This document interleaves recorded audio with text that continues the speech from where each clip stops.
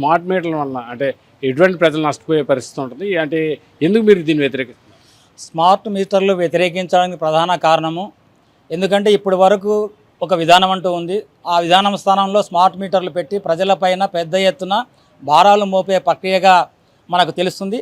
కాబట్టి ఎన్నికల ముందు మంత్రి నారా లోకేష్ గారు చెప్పారు, స్మార్ట్ మీటర్లు బద్దలు కొట్టండి అని ప్రజలు పిలిపించారు. కాబట్టి అదే నారా లోకేష్ గారు ఈరోజు స్మార్ట్ మీటర్లకు బిగించడానికి పూనుకుంటారు.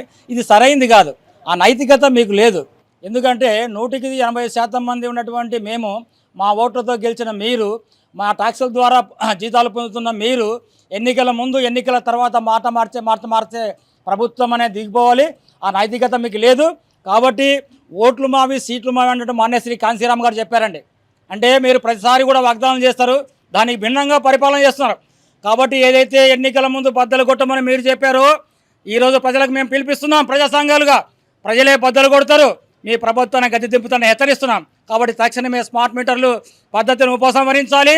ఎందుకంటే ఇది సబ్సిడీ ఎత్తేయడంలో భాగంగా కుట్ర జరుగుతుంది. ఈరోజు రైతులపైన, దళితుల, గిరిజనులపైన ఏదైతే సబ్సిడీ ఉందో దాన్ని పూర్తిగా ఎత్తేసే కుట్ర జరుగుతుంది. కాబట్టి తక్షణమే స్మార్ట్ మీటర్లు ఉపసంహరించడం డిమాండ్ చేస్తున్నాం.